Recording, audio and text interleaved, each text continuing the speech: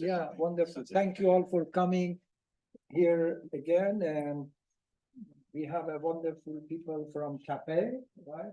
And they're gonna go over the creating accessibility course, which is all of us, we're gonna develop some course like that. Okay, please go ahead and start with Richard, I guess. What is the first one? My name is Richard Feldman. I'm a multimedia developer with the Center for the Advancement of Faculty Excellence. I'm Ann Loomis. I'm the LMS administrator. I provide faculty staff support for learning technologies. I got my start downstairs in the Disability Resource Center as their accessibility specialist and then their associate director before I moved over to Cafe. And so, yes, creating accessible courses. Let's just start with a little bit of what is accessibility. I'm on the wrong, make sure I'm in the right window there. So accessibility is about giving equal access to everyone, including individuals with disabilities. I like to say it's the right thing to do three ways: ethically, legally, pedagogically, right? Ethically, because we want all of our students to succeed, not just those who are able-bodied and neurotypical. Legally, there is section 508 of the Rehabilitation Code, and CSU policy says your materials do need to be accessible. If they're not, you're opening yourself up potentially to a lawsuit. But the silver lining, pedagogically, at Cafe, we've noticed that the stuff that we do for accessibility makes just for better courses in general. Some of it seems burdensome at times, and the reason for that burden is because sometimes you need to reconsider what you're presenting to your students. And when you take that little extra step of making it accessible, you're actually making it better for all students. And some of the specific things for accessibility benefit students who don't have accessibility issues as well. For example, videos need closed captioning. Very important for someone who is deaf or hard of hearing, but it's also useful for someone who maybe is watching your video on the bus and they forgot their earbuds that day. Color contrast can affect various types of visual impairments. The big one from a technological standpoint is someone who's visually impaired will use a screen reader, and your documents and web pages need to be formatted in a certain way so that the screen reader can read that document properly and give them the full experience that a sighted user would have. So this is a breakdown of the students who are registered with the DRC. This is accurate as of last fall. What I want you to notice here is that mobility, hearing, and visual disabilities, those are kind of what we think of as being the obvious, like outwardly visible disabilities, right? A student shows up in a wheelchair, student shows up with a sign language interpreter accompanying them, you're going to notice that.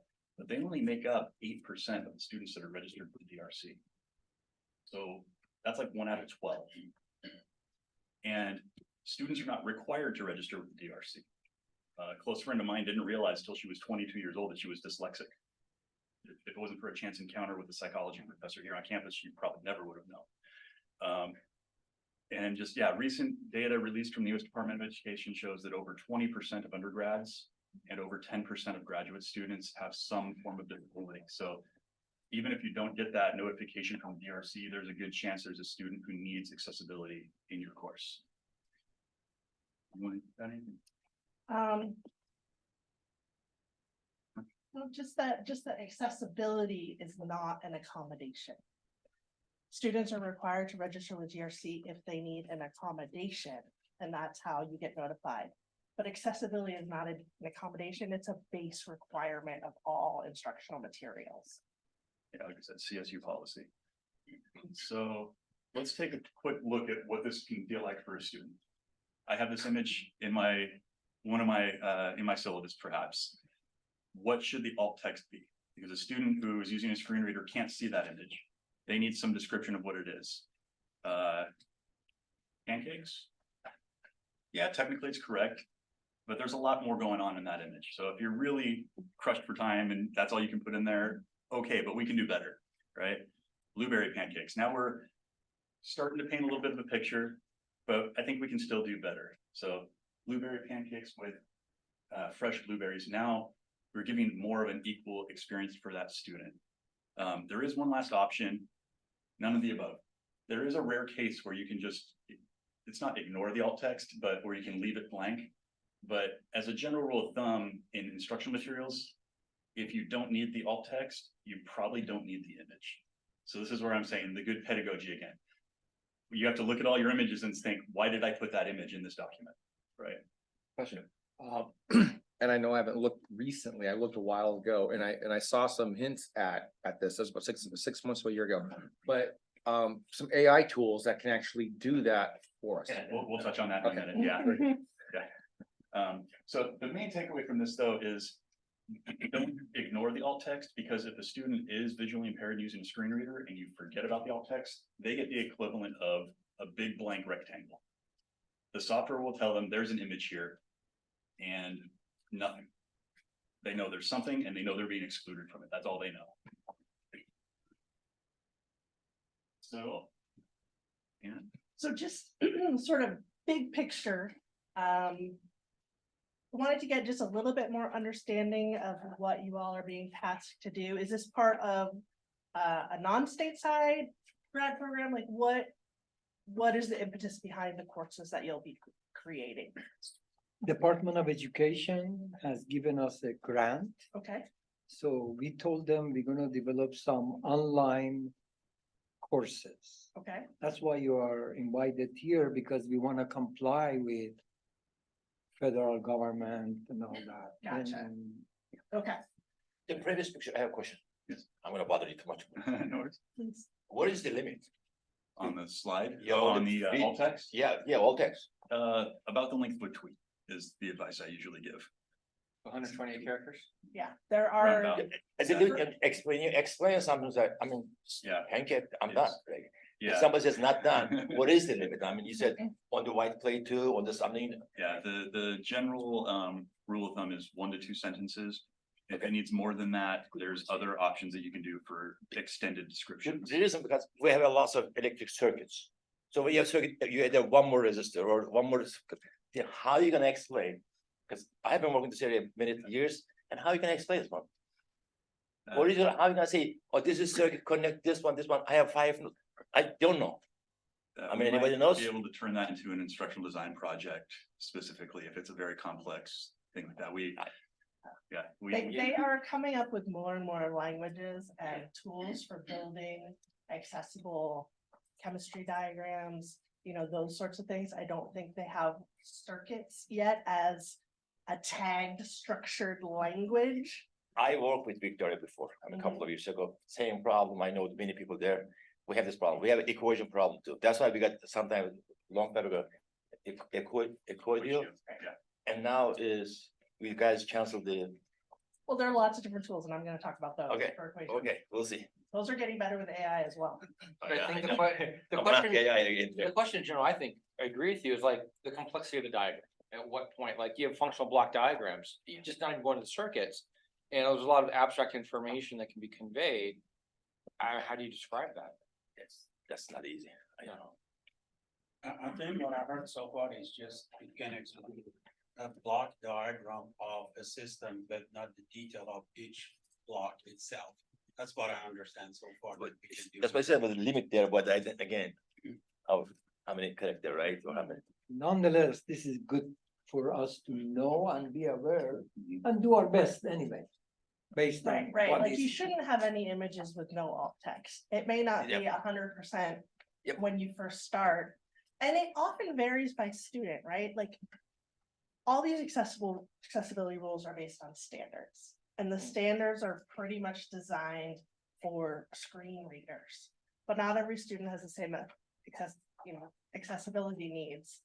So we're giving you the details to the standards. There may be cases in which the DRC does need to come help and create additional, you know, braille things, tactile diagrams, those sorts of things. We can't farm this out to cafe and say you. I know. we're more than happy to work with you to To teach you how to train you fish. how to do it. But, yeah, Unfortunately, our campus does not have a comprehensive system for accessibility and making sure everyone's accessibility needs are being met. It's very piecemeal, siloed, and I think the main thing is if you make an honest effort at the accessibility. And then when you do get a student who needs that specific accommodation for, say, a circuit diagram, then we'll link up with the DRC. And like you said, we can do very specific But correct me if I'm wrong, accommodations. Ben, the problem we have here is it's different than the classroom. Because these videos, these classes will live on. Right, we're looking at, we do these things, we could have these things living for the next 5 to 10 years if we do it right. That's- And so, I mean, we don't know what kind of students we're gonna have, so we can't get that dialogue, so we're trying to be forward. What levels?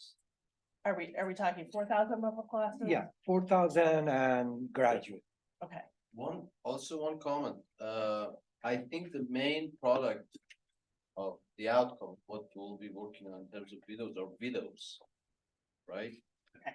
So, and which is different from PowerPoint slides and text and Word files, so does it apply to videos? How does that work? Let me say, because when you present a topic, I believe when I said videos, what I meant, you're gonna have a PowerPoint and describe it. Sometimes maybe you include a actual video from somewhere else. It's not just you sitting and talking. It'll be, most engineering, you have equation, diagram, pictures. But we're gonna capture it like what we are doing today. And somebody later will look at it. That's what I meant. No, my question is like for the images that we explain on a PowerPoint in a video, for those, when we are teaching. do so we go- if you're Oh. creating a lecture, recording of you lecturing to would a set of PDF, yeah. PowerPoint slides. You Correct. have those. In your course, you'll have those PowerPoint slides available for the students to download. Right. Those PowerPoint slides should be accessible, the file itself. And when you create your video, you have sort of a verbal alt text because you need to narrate what you're doing so that a student who is only listening and looking at the PowerPoint slides will be able to follow along with what you are trying to get them to take away. So as you are annotating things, as you are lecturing, even if it's on the slide, you need to restate it and be very explicit and have that in audio format and not just video format. So you're saying if we're describing a block diagram in our video, we can't say, as we see in this block. We can't say, as we see in this top level block or block 1, which is connected to, Yeah, describe what we you're saying. really have to be verbose. And so, And, Yeah. and again, you don't have to get to every nitty gritty detail of the diagram. You need to get to the main learning point of the diagram. Two things, actually, one of them is actually, if you do PDF provide students, you have to, if you don't do anything, don't do anything, that's fine. But if you give them PowerPoint or PDF file, you have to do it, basically, right? Or video. The other one is technology change every day too, now it's very, and next year probably something's gonna be different right there. So that's why you say 10 years here, we don't know 10 years, 10 years is something completely different. no, but the Every 2 years, content of the videos could very easy, I think what we're trying to accomplish here. At the level we are, there's still gonna be some staying power behind the content. But I spent almost 2 years for equation only, equation, how can PDF can readable equation. Now it's changed everything again. I know. That's why I was talking about some of the AI tools in the last year have changed so much, where they could literally go through and describe that picture without doing anything. Yeah. Which is really powerful. Sorry. We're glad to answer your questions, any questions you have. Yeah, please ask as we go. So just in general, there's sort of 2 facets of accessible online courses. One is that the course itself is well organized. Students can find what they need. They know where they need to look for things. They're, for each module, they're going to be seeing a consistent format. The course layout makes sense, right? And it's readily available to them in Canvas or whatever learning management system you're using. And it's not that they have to hunt into 5 different documents to figure out what they need to do on the next assignment. So quick question, Ben. So we're doing the videos, and I know in the past we had a video production with Studio 6 or something like that. Media vision, we still do. That's Okay, so would they be able to help us as we're doing our videos to ensure consistency in production? Why you need it? That's wonderful. Well, I was just gonna ask them if they have a sample video that we all can say, Like template. template. Yeah. Do Exactly. I you, think do we're they asking the have question. or do you have? Uh, Or it would be good one to create. I think it would be good to create. Yeah. Media Vision, is a very, very good resource. They actually have a new studio that they just opened within the last year and a half, I think. Where they've got green screen, they've got very nice computer setups, and they can also help you think through a lot of the visuals and how to keep it accessible. We work closely with them. So I'm gonna reach to them and see if Maybe we we do all have our a, videos in Studio Six. we can all go there, Yeah. yeah, if you like. Gives a to nice go. consistency and.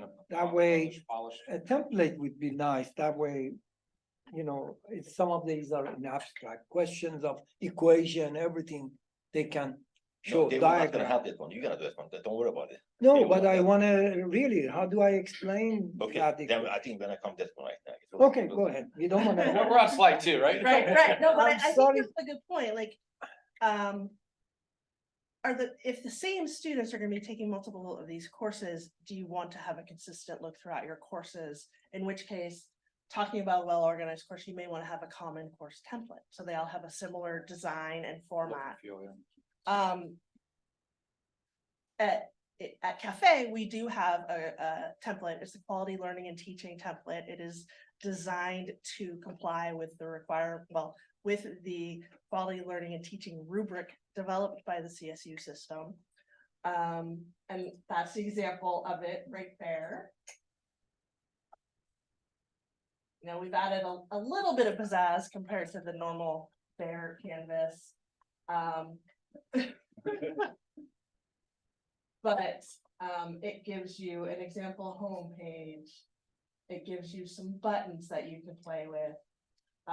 So, It gives you, Are we administering this through Canvas, Ben? so this is like this template, it's called the quality of QLT, cult. the QLT. So this QLT is kind of like mainly just a template. It's just a template. So you need to put your things in the form of modules like this, right? You should have a form of organization that makes sense for the content that you are sharing with your students. Ben, are we gonna do these courses through Canvas or how do we administer these?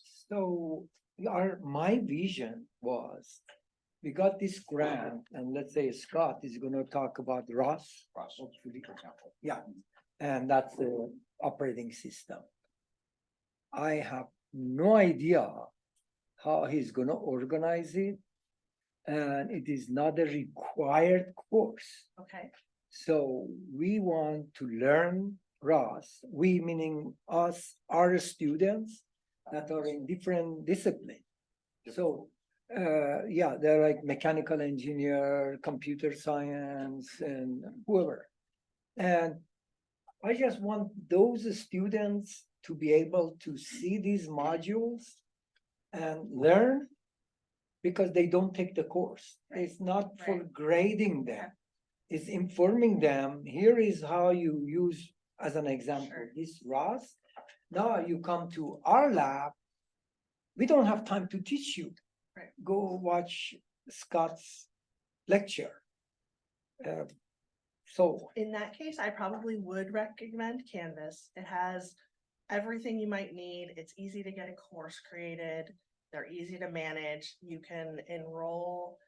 I want it to be open students. for all the, You can set them open for self-enrollment and just give a link to Outside of students. of the university or? Not inside? out, that is a good question. If you need it to So- be outside of the university, It's a we different wanted, story. no, what we have done up to now. One faculty developed some series of lecture. And is like a YouTube links. And I can give that to Indian, Are you referring to Paul and Assistance Project? not Paul, Okay, is, 'cause I worked with him on something similar. where Starwood, I guess. a lot of- I think this would be considered a challenge for some of the courses. So for example, in my course, I'm using materials that I cannot put it on an open source platform. Like I cannot use the material just like mainly for YouTube utilization. not the YouTube for general public. What will be our students and GAMPAT students because they are a partner on this project. So They the sub- GAPA students cannot access our campus? No, because we don't give permission. But you can have open, right? I think there is. You can have a public course, Yeah. but on a public course, no one enrolls. They can just access all the content and do it, but there's no record of them doing it. And the reason I mentioned using the CPP Canvas is that you can also leverage our Canvas credentials through our academic innovations group, set up, verified badges for these things and Yeah. have students earn the badges as. And they that's what we complete need to things. do. We Yeah. need to create badges. So you're saying send it to them? I'm once saying you we need to create- have your course created, run it through And learning their, management. run it Okay. through their vetting Yes, to, that's, to ensure that you have a quality content and that whatever badge you are issuing Yeah. has evidence behind it that students have learned. I think the I have a solution to suggestion. what Ben said is this. You create that in YouTube Okay. because perhaps you want to send it to India with private access. yeah, Okay, like in the passport, we can all access it. Go to Canvas for our university, link to that YouTube, develop it here in Canvas, internationally, have it available in Okay. YouTube. And they just don't have the Canvas resource. okay, very good. I think, Let's let's learn accessibility. Sure. And Yeah, but the other, that issue another is subject. another one, Form of access. Right, Talk right, about that. right, right. yeah, But that's another yeah. accessibility. definitely sounds like you need some general guidance in addition to accessibility. That's separate, yeah. What we're doing is new. Yeah, It's yeah, never yeah. been done, and so we're really forging a new direction. But we wanna do it in the right way and in a very good way, not a. Just one question, disabled or disability student, I want to know how it's defined. Is that also considered for blind That's, and Yep. deaf? Yep, Because if so, then what you were describing, then you need to consider the blind and or deaf. That changes the scenario because That's why voice, yeah. a slow learner, non-English speaking, there's a whole lot we can put in there, but the blind and deaf would have a different. Yeah. right. And I'm not saying this to be threatening in any way or to scare you. But you need to understand that the difference between having things behind the CPP sign-on means that it is not open to the public and you don't have your content subject to folks who roam the internet looking for accessibility issues so they can file a lawsuit. So if you are going to make things available, I don't remember, was it Harvard or Berkeley? The Yeah. couple of years ago, yeah. so if you are going to have your things outside of a CPP sign-on, accessibility becomes that much more important. Or you don't put the college's name, it's just a sole person doing it for information only, Right, but right. that's not, I think, what we all want to brand it or badge it. Yeah, there are a lot of problems, I think, having it outside CPP. and even if it is free, then you can be subject to lawsuit. That's exactly what happened at Berkeley. They had free online courses And and they were sued because those courses were not accessible. And so their response to that was they just took the courses down. There are That's lawyers the who, solution, right? there are lawyers who go out into the public space, and that's how they do their job and get paid, suing people because of what, What what you do. people are trying to do as a nicety, yeah, they're. and you'll be sued. So having them here and having us make sure we're following formats. Yeah, but let us follow format. Yeah. Right, and that's where this other piece comes in. The content within it also needs to be accessible. Any Okay. documents you share, any videos you share, any external tools you use, like if you're using ROS or some external software Mhm, that is part of it, you need to understand how accessible that is and have it included in the course, how someone with a mobility impairment or a visual impairment might use that software and what they call it the equally effective alternative access plan might be. I'm curious how we pull that off. It's tricky because there are some things that cannot yet be made accessible within a reasonable And this is, amount. Ross would be an Reasonable example of accommodation. that. Yeah, I mean, it's like the installation process alone is a pain in the neck. For somebody who has all their faculties. Right. There are two ways. Anyway, let's learn this and then we have Yes. to hash out. Why you don't want a PDF? I'm gonna talk about that in a little bit. Because you, The short answer is they're a pain in the neck. That was subtle, but I'm glad you picked up on that. Guys, I always argue with you. all your work is gone. So when you said here that videos on Kaltura, No, I think we're good too. Sorry. when you say here videos in Kaltura. Sorry, I allowed only 2 hours. We recommend Oh, sure. videos in Kaltura because they are Oh. behind a CPP sign-on. They Yeah. do have the ability for you to edit the captions. You can control you the could do that. visibility and you can link them directly to Canvas without. You can leave them private in Kaltura, link them to your Canvas course and your students will still be able to view them, but nobody else would. So On- the 2 hour video is still can be work in Altera? Yes, Okay. yes. The only I don't like the controlling. You cannot So- read anything there. And the reason I was asking about Ross, you brought it up because you have the external tools and that's a question mark. I'm just like, if we're using external sources such as tools, such as downloads where you have to install and do, how do we manage that from an accessibility perspective? That may be above our, We might have to go to ATI for that. we one. might have, Yeah. that might be a consultation with Carol Gonzalez and or campus council if it is something that's CPP badged and public. Right, so I mean, we don't want to take credit for their stuff, but if we host, do we have to then host what they'd have to install, or because I'm just wondering how we manage it. When When I work that in my cybersecurity course, I use an external tool. Yeah. And in order to do that, I have to go through an ATI and IT approval for using the external source. Really?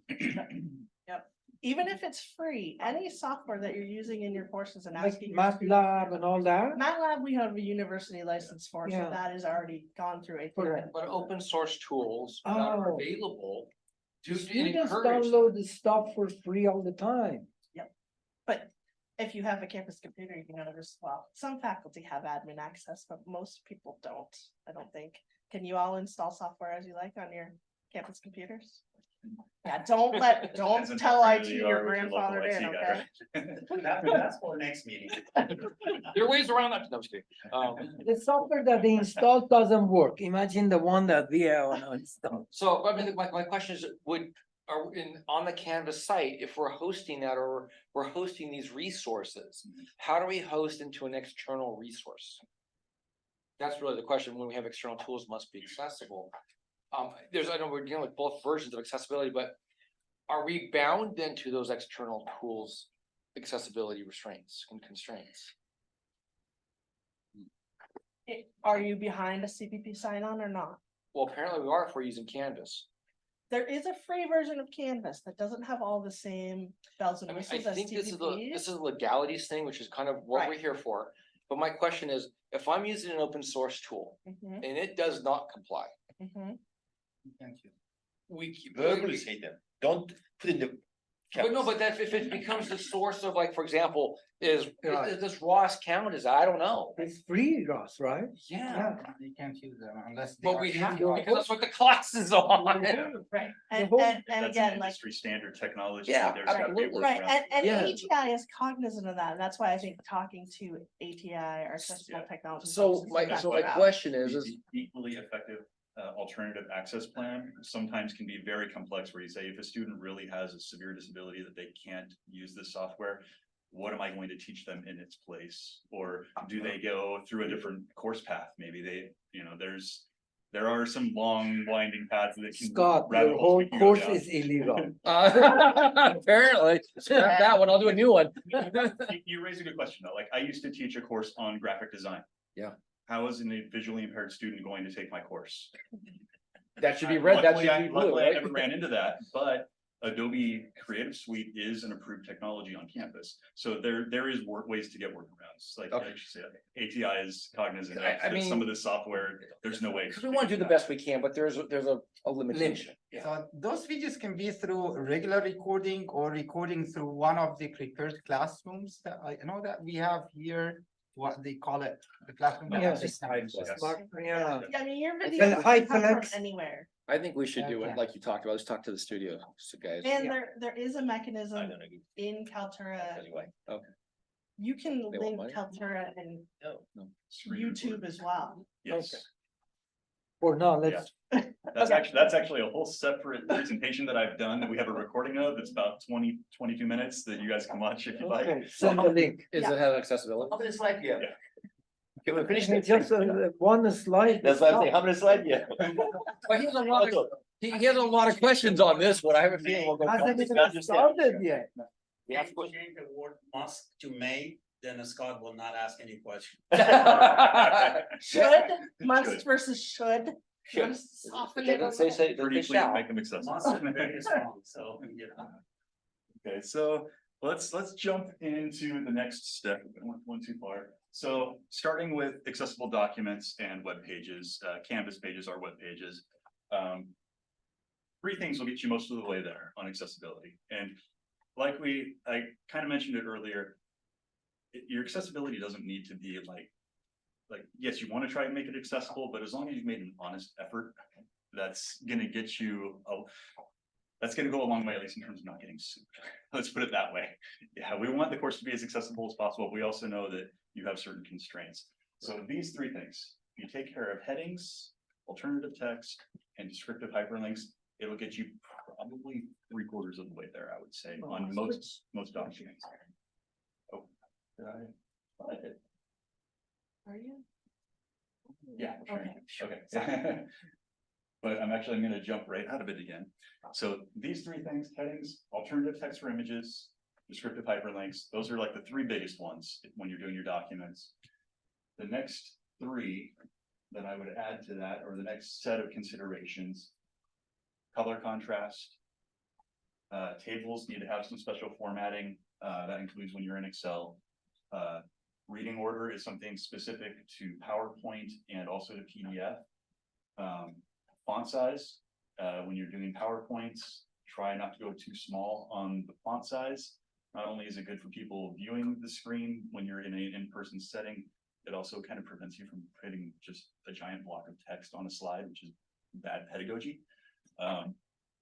And having the option to download materials ahead of time is very useful if it's in a, I'm realizing now that this might not quite apply to your current Right. situation, but if it's in one of your regular classes, allowing that to be available to download ahead of time is very helpful for those students that need to be able to use assistive technologies on the documents. But if you're doing an asynchronous course with a video over PowerPoint, have the PowerPoint there so they can download the PowerPoint, annotate as they watch the video. So I know on Canvas, when you upload a document, it gives it that little meter of accessibility, which is really cool. I kind of like Yeah, that. we're gonna touch on that, yeah. But that's like such a single dimensional point assessment. And as we're going down and doing this in this other vein of things, really, is there tests that we have available to us to make sure that we satisfy the requirements? Yes, there's more AI tools, basically, that can help you test that. If you're really not sure, by all means, reach out to Cafe for an ID consult, an Right. accessibility consult. And the other We'd be thing, happy to help you with that. On eHelp, there's a ATI consultation for procurement when you're like buying a new software. There's also just an ATI test request. You could create these modules and have ATI test them before you make them public. So. And if they pass it, then we know we're compliant. so- Well, you know that yours not gonna be the head that rolls. That's what I'm getting at. Yeah. So just a quick demonstration of a quick example of good versus bad color contrast. Someone with green blue or red green color blindness would have a very difficult time reading what's on the left side of that slide there. There's tools you can use to make sure you have appropriate color contrast as well. But what I'm gonna do is I'm gonna jump. Yeah. So when on a graph, I wanna say, as you see the curve in green has a lambda of 1, the other one has a increasing failure rate, things like that. And should we point to color in general? The other rule of thumb with color contrast is don't make color the only visual indicator of things that need to be contrasted with each other. So like a lot of times on those graphs, you can make one a dashed line and one a solid line, things like that. That would help you along the way with that. Or if it's like data points along the line, maybe one of them uses diamonds while the other uses circles, you know. So I'm gonna jump over into the software side to actually demonstrate some of the things I just told you about. So screen one there. And so let's look at an intentionally inaccessible Word document. Quick show of hands. Who has ever actually taken a course on how to use Microsoft Word? One person, of course. Microsoft Word has been around for like 40 years now. We grew up with it. And we grew up with it, and most of us just learned by seeing other people use it. And so we actually, a lot of us don't use it in the most efficient ways, and those efficient ways actually help make it more accessible. How many of you have actually applied a style in a Microsoft Word document? Yes. Okay, But okay. I will say this, Microsoft has some very good tutorial videos that I have watched on Really? Word and PowerPoint. Yeah, they're very good to read and Excel, all three of them. So in terms of like screen reader software, you can see I made Look this out. font bold and underlined. I changed the font face, I changed the font size, and a screen reader doesn't detect any of that. The metadata has to be on the back side, which in order to do that, you need to use the styles panel up here. If you look and see right now, it shows style normal. Yeah. So You if know, I just come over click on here the and type. say title, Yeah. it updates that for me. Similarly, I've got the heading structure. So headings run heading 1 through heading 6, and it's heading level 1, heading level 2. Think of it as a table of contents in a book. Your chapter titles are all H1s. If you have a subchapter, that becomes H2. If you have a subchapter within a subchapter, that becomes H3. So this, I'm going to click on it. You notice I don't even have to highlight it. I can just click anywhere in that line and tell it heading 1. And that's And if also you heading don't 1. want the formatting to change, I'm gonna get there. I'm gonna get there. So I can use that. heading 1, It takes a while, but once you set it up, it's easy, but it Easy takes to a while. So for here, I have a subheading, so that's gonna be heading 2. My student writing thesis, they should know that. They should- Oh, absolutely, because it can also make their table of contents for Yeah. them. Yes. We had to do this on our ABET report. We did that. So I'm gonna run down here and just get the rest of my H2s in place. Because I can then touch on what Ann was just describing. That's a heading 1. And this is a heading 2. And that should be the last heading 2. Okay, so I'm gonna scroll back up at the top. And yeah, a lot of people don't like whatever the default look is, the color and the font face. And unfortunately, people then just skip down to H3, and that puts the headings out of order, which kind of defeats the purpose of the headings for the student that needs them. Because H2 should come after H1, H3 should come after H2. So if you don't like the look of this green here, you can highlight that and change it to whatever you like. I'm gonna go maybe orange and italic and bold, right? Just so it looks different. I know it looks terrible right now. Right. But what I can also do, once I make that change, I come up here to heading 2. Right click, update heading 2 to match the selection. And with those 2 clicks, all the other heading 2s have updated. So I don't have to highlight, hit the color, hit the font face, I don't have to do that 15 times. I do it once, they're already all formatted, they all update. What was the next step? Descriptive hyperlinks. So Word and Microsoft products in general kind of have made us all lazy on this, that when you paste a URL and you hit return, it automatically makes the link. Correct. But a lot of times those links are gibberish. This one's not so bad, broncobookstore.com, but there's another one down there that's a little harder to see. As long as you're presenting this in an electronic format, like if you're making printouts, yeah, you need to still have the URL there. But as long as you're presenting in an electronic format, use the hyperlink the way it was meant to be used, which I can just go ahead and cut that hyperlink out and get rid of my extra little bit of text there. And I can just say, go to the campus bookstore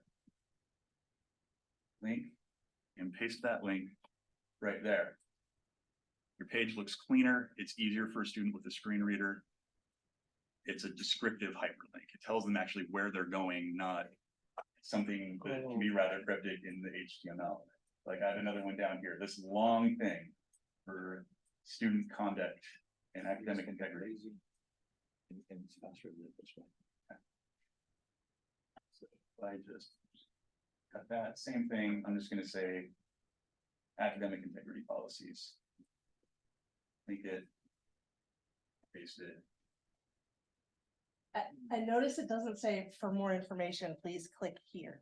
Yeah. It says exactly where you will be going when you click that link.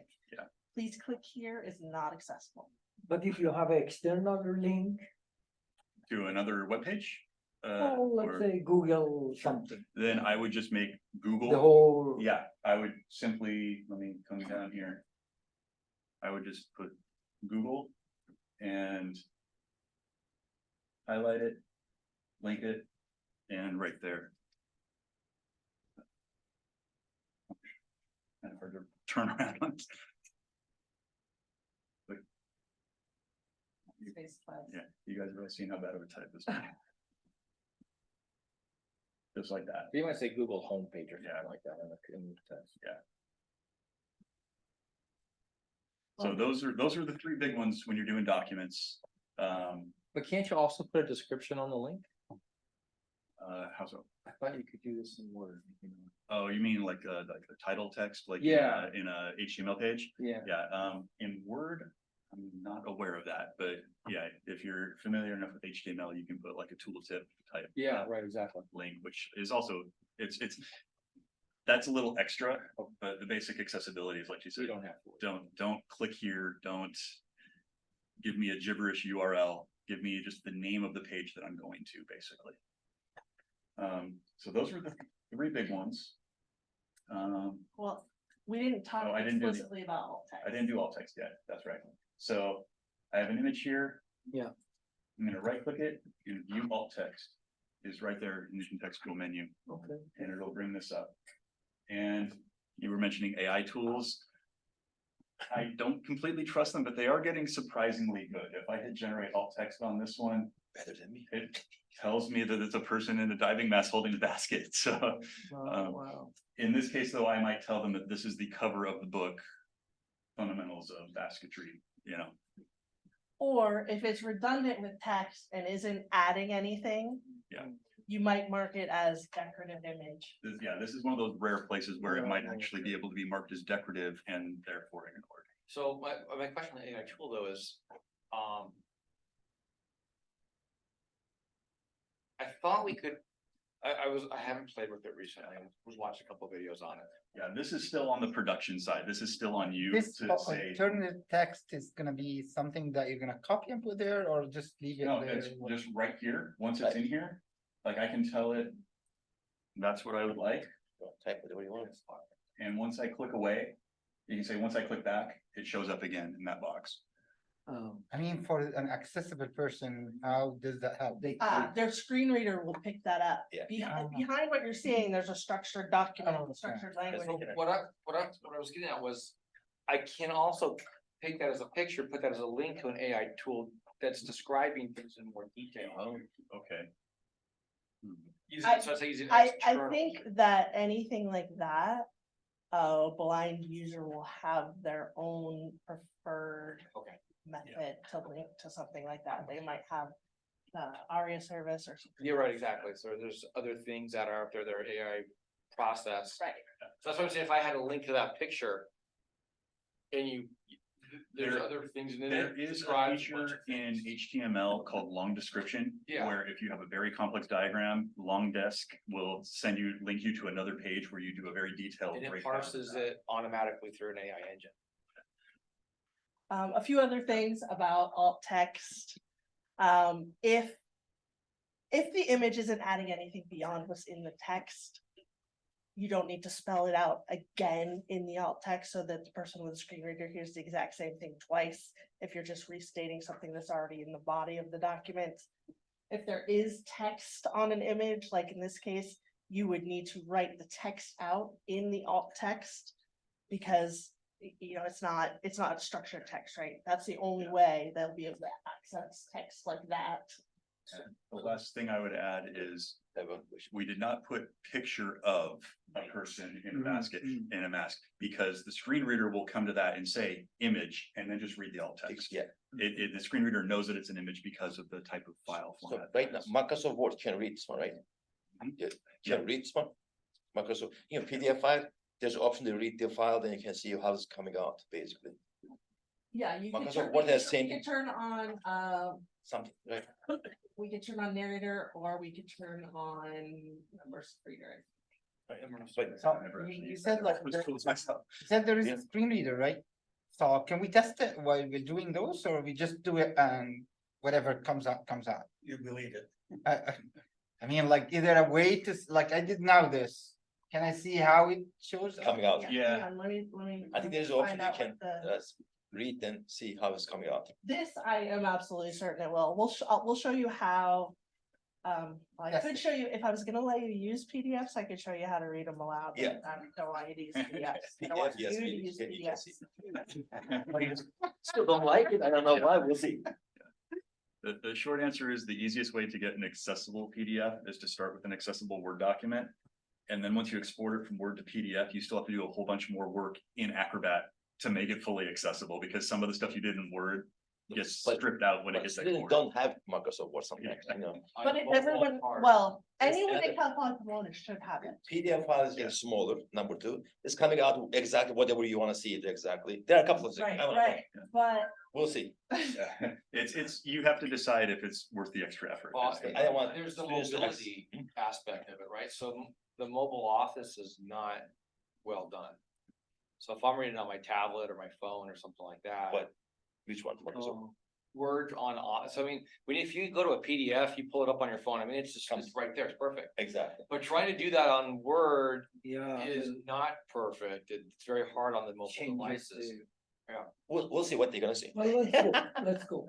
So. So what color we should avoid, just out of curiosity? Not Green? orange, you should there's certain avoid colors that are similar in lightness and darkness. So that if you change something to black and white and you can't see the difference between them, that's not good color contrast. Cerulean. and but there is a software, check it out, right? Is there a software, check it out, color? There's a Yes. website that can help you with Okay. color contrast, yes. Lots.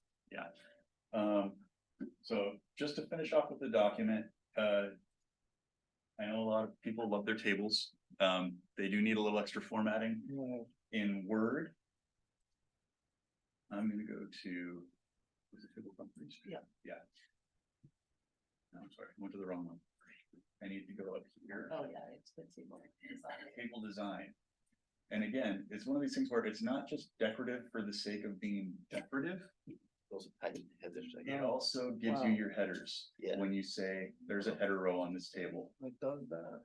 And so Yeah. that's actually also putting metadata in the background that allows the screen reader to more easily navigate. This is obviously a very simple table, but as they get more complex, they really need the header rows and columns and Exactly. headers to help them navigate. So cause in the past you couldn't do tab tables, if you just like you type in something tab, something, or you could you created a table without actually being a table, and that was frowned upon, is that still frowned upon? Data going to table, forget quick answer. Just do table. Yeah, if something belongs in a table, put it in a table, but Yes. don't use tables for layouts.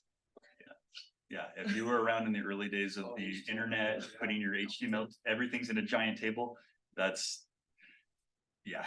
No, but I was saying that, like, That's like so driving a Ford Model Like, for T. example, if you That's- typed in grade.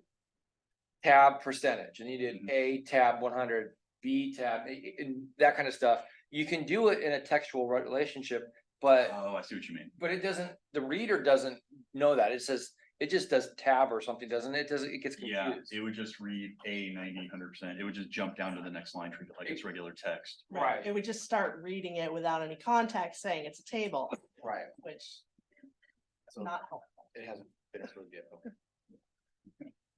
And I think that is all I had on this one, other than you're asking about how do I know it's accessible? I'm gonna go to File, Info, Check for Issues. Right, and check accessibility, there is a built-in accessibility checker in Word. I'm gonna do that one more time, just in case anybody blinked, because it's a lot of clicks. So It's also on the review tab. Last time it didn't give me it that way. Right, it's just, Oh, there it is, check for Yep. accessibility. yep, Okay, Next one, read. my read computer that. wasn't showing the review You tab. must so- read there too, right? Read, next one. Oh, read the- aloud? Yeah, yeah. Let's see, it's I gonna don't- read. Grade. Percentage. Yeah. 90 to 100%. it's not reading it like a screen. B. reader, Ah, though. okay. Not the way, Okay. okay. But yeah, we're gonna, so, Yeah, good, yeah, review, check Review. accessibility. okay. And this is gonna show me some things that I might have missed. Picture one, missing an object description. Oh, I had that logo up in the header. And, Needs some alt text, so I should add some alt text to it. Or I can mark it as decorative. But the nice thing is I can add the description right here and say, What would be the AI? Wanna see if. Oh, let the AI AI is kind of see, funky. let's see what AI said. okay. That's it. It is. It's one of those things where it's technically correct, but just not helpful. A blue and white logo. It's not picking up the, CPP or anything. Yeah. because we don't care what the logo looks like. We care what the logo represents, because we're not saying how like Mona.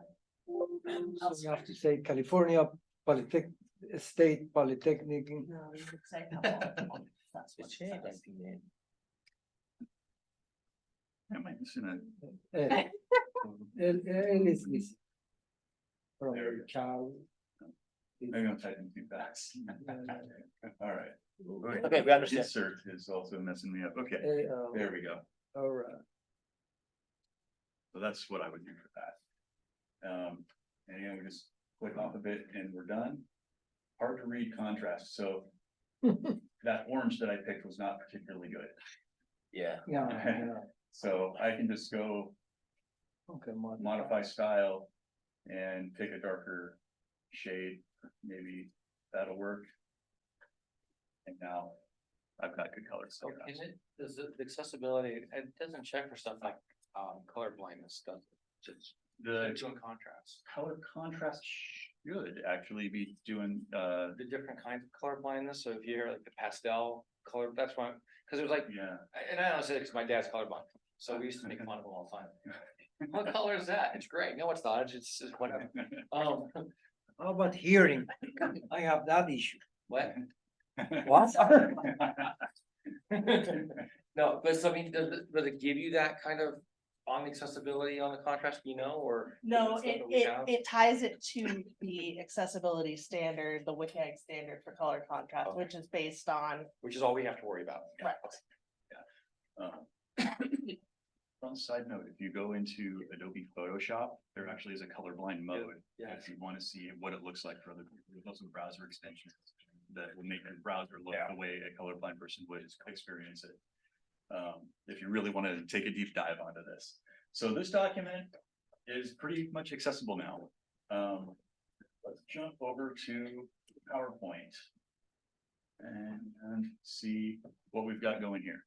So with PowerPoint, you don't have the H1, H2, but you do have a title on each slide, which serves more or less the same purpose. And you need to be cognizant of the reading order. So if you go up to, oh, I'm getting ahead of myself a little bit. You still need alt text on all these images. So same way as before, right click it, view alt text. You can try to generate for me to see if it's accurate. That one came out surprisingly accurate. So I'll just approve it. I won't make you sit here while I go through all the rest of them. So they'll pop up again later when I hit the accessibility checker on this program. But what you want to go to is arrange, selection view. Right? And what this gives you is the order that things were added to the page. You know, when you add things to a PowerPoint slide, if you're adding extra text boxes, they just sort of stack on top of each other.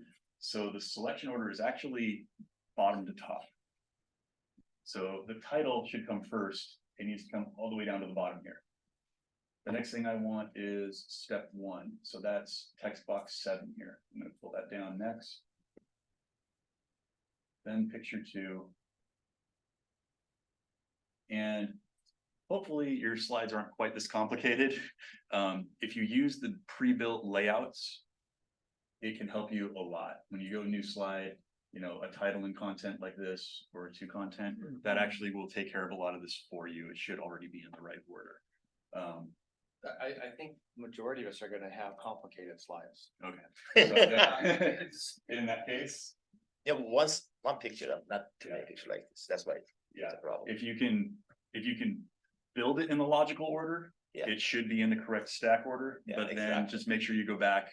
And the way you go back to check is very simple. I'm gonna click here on the box itself, not on the selected text. Okay, so no cursor blinking, and I'm just gonna hit tab on my keyboard. And that tab order is the order that it's gonna go in. So you can see the next tab was to picture 4, when it should be the text box 10. So I drag that down in front of picture 4, then the picture, then text box 12. And so now, again, if I tab through it, it's in a more logical How order. do we manage animation? Animation on a slide. I don't know if I've Same way? had to. Like in a GIF or an embedded video? No, I think he means when an animated Image. slide. you. So I'll have click on something the go slide over and it- here and oh, does this and. I have a question. They're still gonna show up there. yeah. Right, but it's gonna change the order and everything. The significance of the thing when it moves around, that's a very good question, actually. I have a question that may help. Yeah. It's more like philosophical, Mm. fundamental. Which is, let's say I'm inviting a number of people to a party and I ask them, do you have any dietary restrictions? And I want to be inclusive. Mhm. So I add something to the menu that's for the people who don't eat meat or pork or whatever, right? But if I want to have one meal that everybody can have, then it's just water, right? Unless you're allergic. So the same thing here, isn't it better that we have a standard course? Doesn't have a lot of accessibility features and all of that.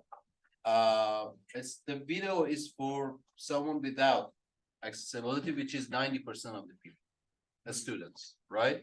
And then instead of putting the effort, adding all those details and worrying about that, I make a course that's specifically designed for people who are blind. And I can get creative around that. How can I make a course? That's, For now some- you're getting into separate but equal and segregation, and you're gonna be in really hot water. It's just no, it's a question. I'm not saying let's do this or, No. That's right. I'm saying, what's the problem with this? Because What I I'm just not, said. That Then, you cannot yeah. exclude people on the basis of disability, you risk losing your federal funding for Cal Poly Pomona. Just took my. But he's saying, why don't we create a course just But for it's- them? separation, that's why it's. Oh, that is, Segregation. so you cannot. So, You cannot say you wanna. The you- best we can you- make. Same time, I think if we make the I don't care who is Yes. gonna. That's the best we fix can it. do. make an honest effort to make it accessible. Yes. And then, If equal they still level, can't yes. do it, then they have to find someone to explain the slide to them. Yeah. They need to It's have. more other effective. resources. yeah, it is, If kind of you goes get back. together. I'd say 2 things on that. Part of it goes back to what I was saying about good pedagogy, What? is when you have that really complex slide. If you're having trouble explaining it in terms of accessibility, your students might have trouble following that content, so. That's why. So you might want to see if there's a way that you can simplify that. Well, no, that that's where slide you, or break it into pieces. that's why you might see the animated slides, or maybe Yeah. just show an iteration of Yeah. slide to slide to slide to slide. Yeah. That shows just these few changes. Yeah. That's not gonna come across here, but at the end of the day, that's best, Yeah. that's pedagogy Yeah. using And then, fully faculty students, but. Yeah. We can only do the best we can. Yeah. and then step 2 is if you really can't get around that roadblock, then we make an accommodation. We work with the DRC and they can give that student some extra assistance describing what is on that slide. Yeah. So. Yeah. And So you- how about the slides for people who have hearing issues? That's why we. I have that issue. So they're watching the video, Mhm. Oh, but they don't hear it. Then That is, the caption. that's captioning on video. We're gonna get to that in a little bit. If we have So. I covered alt text, I covered slide layouts, and I covered the reading order. Can you hear? Uh-huh. I think those are the three main ones on PowerPoint, yeah. Yeah, you covered headings, alt text, descriptive hyperlinks, color contrast, tables. You talked about reading order within the context of PDF. Reading order also comes into play with other document types, font size, and pedagogical accessibility of being able to download slides ahead of time, if at all possible, so that if you are narrating something, someone will have an accessible copy of the slides to follow along and be able to see your slides through the accessible slides.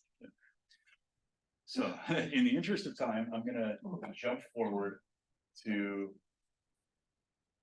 Canvas, because I'm sure you guys all use Canvas in your other courses, even if it's not for this project. Although it sounds like it's likely we are gonna use Canvas. Maybe, maybe not. Maybe. I don't know yet. I have a quick question. Yep. For the material formats, you just show that's Word, slides, PowerPoint slides, PDF Mhm. slash PDF. But I found that Word and the PowerPoint, they're also not free for for some of the. They're free for anyone at Cal Poly Pomona. Yes, Any yes, yeah. students at Cal Poly Pomona can install. But I want to make it even for public, for example, for the India students. So in that case, you make it a web page. Okay. And web pages are some of the most structured documents you'll find. And web pages can honestly be the most accessible You can pages out create a there. blog. Really?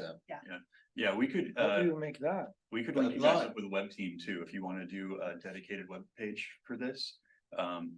Everything you I'm wanna take present a will little be web detour page? here just to show Yeah. you something that I And was why involved you're with. Maybe you can showing make- us No, this? that's gonna be, you know how hard that's gonna be, You Very need to difficult. hire to students. generate that kind of a web page with that detail. It's, Google needs to do that. Well, let's just learn this one for now. Actually, I don't think that's like if you use WordPress. It has very convenient like text boxes, you just copy paste from Word. And it Paul has the Hutchinson, size and everything. I think he's an ME, was the lead on this. Is this? This was a project they had For called Mechanical all? Engineering Online. Yeah. This is, Okay. Yes, series. and so this is kind of What we wanna do. related to what you're Yeah, doing. yeah. It's not quite as structured in terms of course material, but it has a lot of, it's basically, it's a lot of video lectures Okay. that they decided we want them all in one place. Right, We right. organized it, they made sure that they were accessible. These are accessible? YouTube or- Yeah. I mean, fully accessible? They should all have accessible all- captions if they're up I here, yeah, don't know, yeah. because I remember a long time ago, this was 4, 5, 6 years ago. Then That's good. I just wanted to throw that out there, that if Can you're, you show a sample lecture 5? No, right there, vector, yeah, I wanna see. yeah, you remember, Because that has. so they're actually using YouTube. This is actually just a recording in the platform.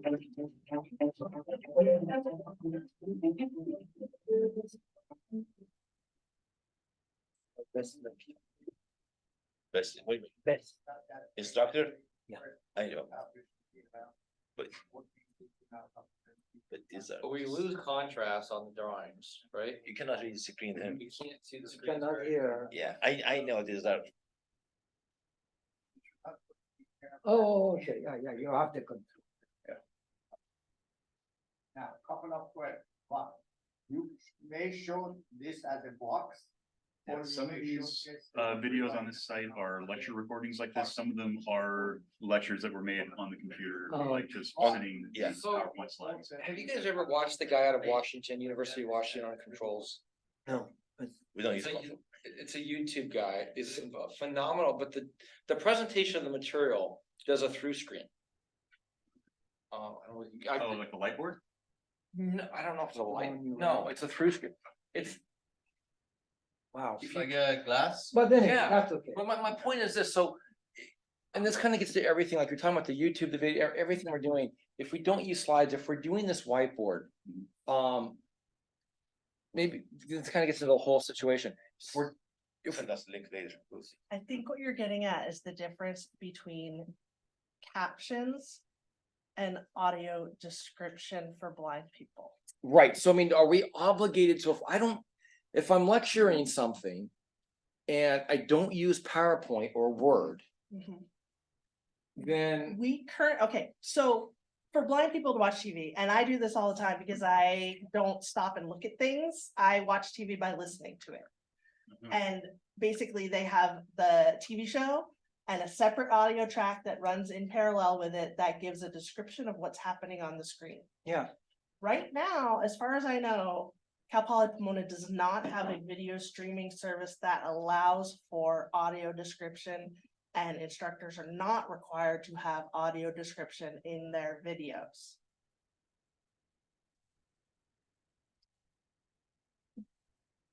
So you're covered by Cal Poly. If that's an institutional problem, that you're not the on the hook point for I'm that getting one. at is, if we didn't do slides, Yeah. you're gonna be okay. we are actually okay. Yeah. I mean, that's a loophole if I ever saw one. Really, Without slides, it's easier. they will just go on the whiteboard like that. But so the through screen, I'll find it here real quick, Do you have an example of the media vision? Uh, whiteboard? can he log for you? yeah, I'm gonna try and find it. So that way. Media vision does have a light board where you can write on the board and You're it looking flips through it the around, glass, so you're yeah. looking at Yeah. them and they're seeing. it They re- see your in face, the yeah. right Yeah, direction. yeah. I So- think they did all. So Google Steve Brunton. Controls videos. Google Books, Shush. Stephen L. Brunton. Thank you, Google. It's BRUNTON. Or if you wanna go to Media Visions, but you'll see what I'm talking about. It's the easier way to do this. What was the name one more time? Steve Brunton, BRUNTON. He's at UW. Yeah, Yeah, so Washington, and you can just do controls or whatever you want. That's probably good. enough. UW has a fantastic accessibility. And program. if you do, just click on videos and go down to machine learning, for example. Okay. Yeah. So I'm really excited to tell you about some of the recent work we've done on using machine learning for scientific discovery. The title is comma with examples in fluid mechanics. So depending on the audience, sometimes I talk more. Identify dynamics you get are here. This is the actual model sim.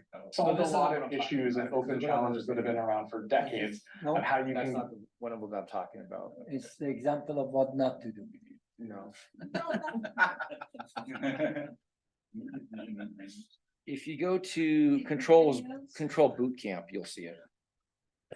This is what I'm talking about. Pepperoni. It's kind of like your favorite Oh, you're pizza's right, best I friend. like it. Out of the way. You guys help yourself. What? What do you, There coffee? is more food. There's no yeah. coffee? Oh, there is Coffee, we can go I to don't- Dean's office. Is that a whiteboard? Yeah. I think so. I never use it. I don't have access anymore. Yeah, exactly. How come coffee is not accessible? So, Coffee is not accessible. what, how are we bound? So my question is, we're not bound to any kind of, As you are writing things, you should be narrating what you write to the extent that you can. right? So, I mean, we don't have to go through all this other stuff if we do it this way. You still have to have accurate captions. You still have to correct all your captions. But it's all auto caption. There you go. Oh, this is. We have it here. Yeah, so we have that. So Where do we Yeah, have we it? have that? Yeah, we have it. Mhm. Studio, we have it. You have to reserve a room. Yeah. Yeah, media. Where is it? Media vision. Under the CLA building, but I don't know if it's still there or not. Or because they Learning changed it. Labs was the other name when they were first invented. Used to be under the CLA building. Where is it right now? This one? Still in the same spot in Seal Okay. Building. Down in They the want to change corner. that area, I think. Yeah, it's the Technopolis Courtyard. If you go to the Paseo and down the Under. stairs into that little Next to port. prime. Yeah. So if we use that technique instead versus lecturing from a PowerPoint, we don't have to have any of the screen reader stuff, do we? Yep. What's the good part of this one? You see the instructor behind this. Yeah. Well, no, but it's, I mean, I don't see any different. the It's like- contrast is No, but the better. PowerPoint, you don't have to No, explain. no, PowerPoint. writing, you write in your tablet, you write same thing, but this way it shows your picture behind it. But pedagogically, it's better for students to have access to the document as well. Oh, so we have, But if you can do the same in the all right, I agree. tablet, do Alright. iPad. Well, get around it. What was that? What did you do? But depends on what you wear, you get confused with the number. I don't see the numbers very well with her face there. I'm just saying. Yes. Go watch Okay. Stu's videos, they're really good. Okay. Wear dark. Yeah. No, you wear a dark, it's dark. Okay, So, all right.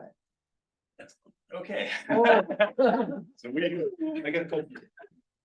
How much time we have left and how much do we wanna? Go Well, into? because, the reason we're bringing these things up is No, because no, these are it's actually fine. It's- approaches that, you know, we might wanna consider. Yeah. And we don't wanna have to call you back and say, hey, what if we do it this way? Then what do we do?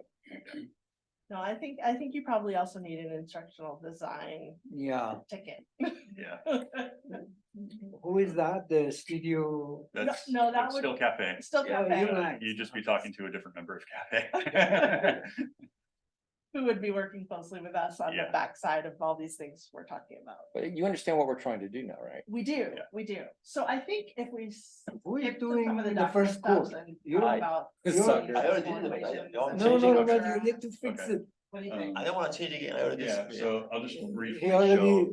developed content. his illegal course. So when you're in Canvas, Some question? that stuff that I showed in Word and PowerPoint, pretty similar. You can see this is a heading 2. This is a paragraph.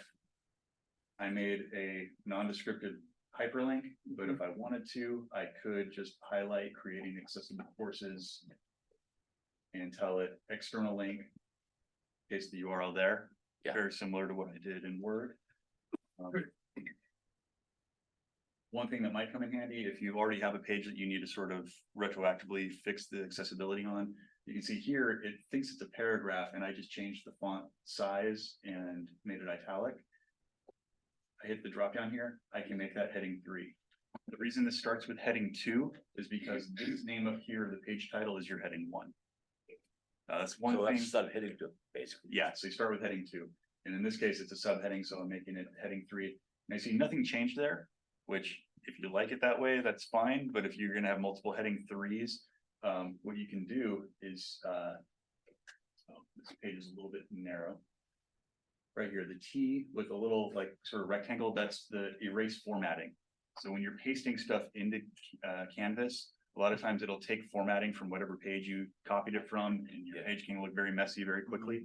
That will cut it down to whatever the basic Oh, formatting is. clean it, Yeah, it just cleaned it up. okay. And so now that's what a heading 3 should look like. Can we hire a student in your office and then they'll take our course and fix it up? They can do that, I guess. It's No, no way much they can do more, it. Huh? No way they can do it because they Really? do not understand the content. No, Uh, but to emphasize. They can this only so that- design it, but they cannot, No, no way. I No way. actually, Ben, you know, I was. we need a thinking- faculty then. No, I was thinking about that because making this accessible. What I've saw today, a lot of typesetting, secretarial type work. Yeah. Which really is time consuming. It is. I think the faculty, this is No, just my I know. opinion. I should worry about making my own technical content, video, PowerPoint, put all my energy in that, make it to the best. Yeah. And then pass it on to you or the students TA, Them, yes. them, you know, whoever. No. Have them make it No, no, accessible, let him. go through all that and. Fix you it know, up. Highlight, you know, just the same thing that he So was the doing. production side of it. Yeah, the production, because if we wanna do that, then. Right, it's it'll gonna takes take a us lot of time. forever, And we That's- may get discouraged. No, that's why I said that. We can, you see what I mean? so At here's least my take on fix- that.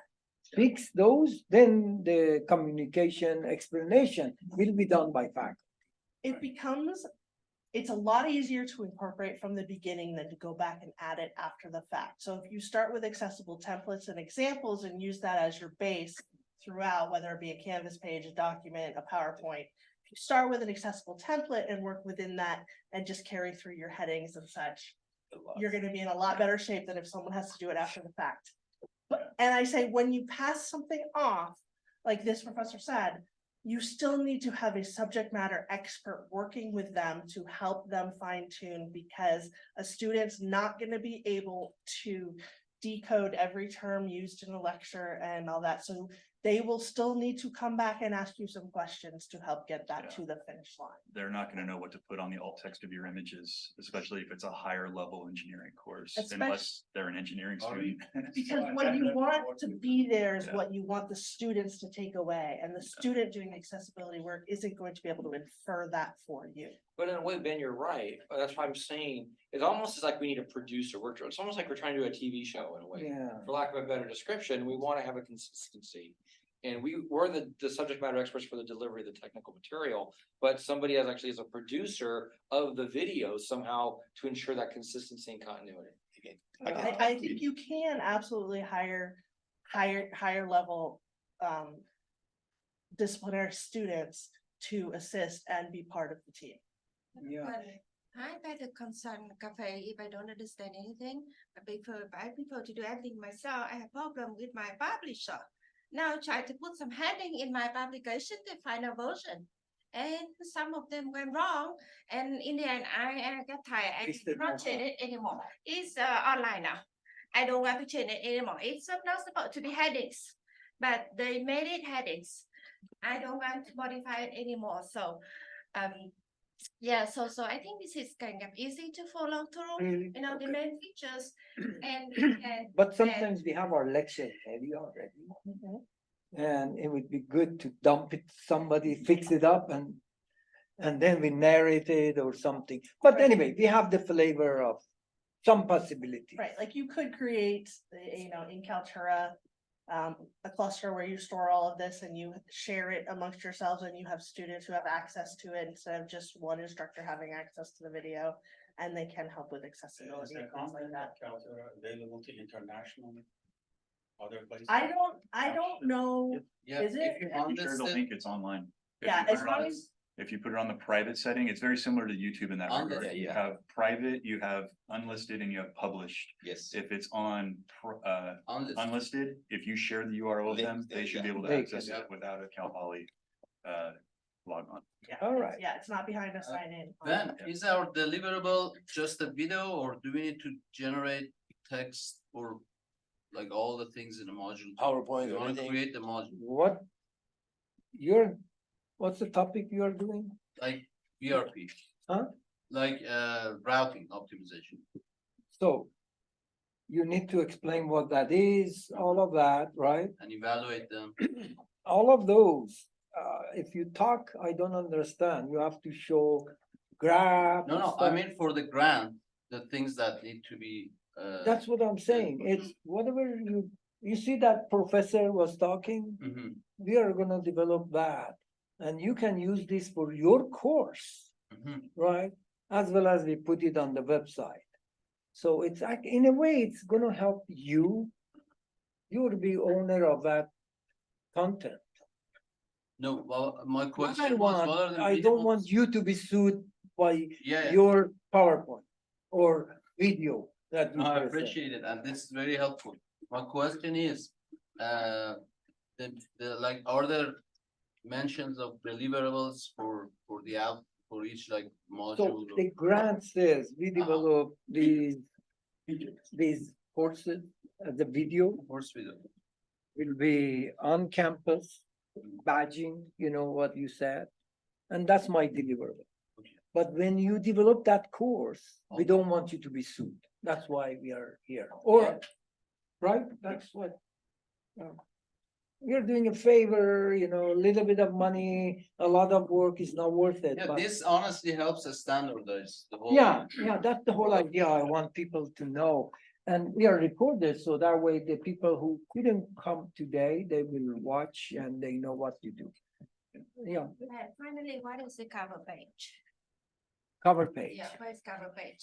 Yeah, now this is especially the we one have here. our Gunpowder first- and Venture Center. Now.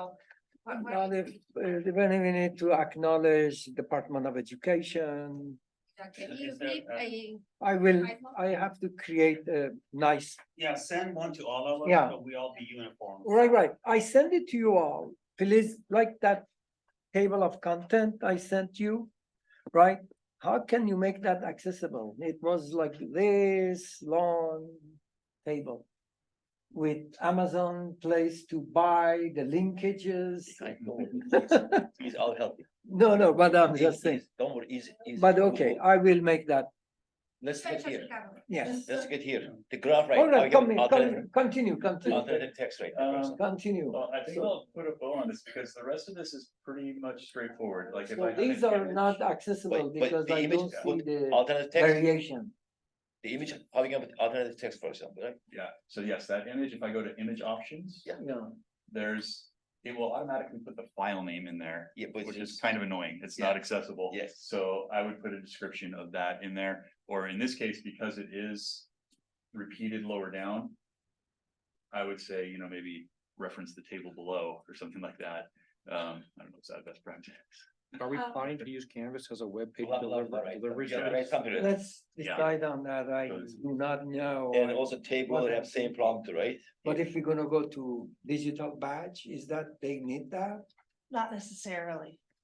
But that would be, I'm not as familiar with what they do outside of Canvas, so. You may need to Whatever have you some of the develop, scoping meeting it with- should be for you to use it for your courses, right? That's real goal. At the same time, we meet the department. You can have it for your own, and when you teach your course, you say, hey, I already have developed these things. Go watch. Let's talk about some later, let's. No, no, no. So, Don't ask. there's a table that's inaccessible here. Actually, I'm gonna show you. This is what we call in Canvas, the rich content editor, this editing interface where you have the box, you have all these tools above, you also have a couple of tools down below. And the one you're gonna wanna notice is a little person in a circle. Right. And if it has a number next to it, there's something you need to fix. Because it has a built-in accessibility checker. Oh, I didn't know. For example, this is one, I don't know if Word will check for this, but if your heading is longer than 120 characters, that's not really a heading, that's just content at a certain point. And so it's asking you, do you want to change this to a paragraph or go in there and, shorten it up? Oh, wow. I'm gonna just skip ahead. Color contrast, this is actually a very cool feature that I like in terms of color contrast. You can see I used a very light green there. Yeah. I'm just gonna grab this little dot in the color display here. And once I get to a color that's acceptable, you'll see the apply button suddenly becomes available. I like it. If I choose a color that's too light, it'll say, no, you still can't use that color. But once I get just dark enough, it'll say, now you can apply it. It wants me to change that alt text. I didn't hit apply last time. But then you get to the tables. Tables want to have a caption. Think of it like the title of the table. So I might put,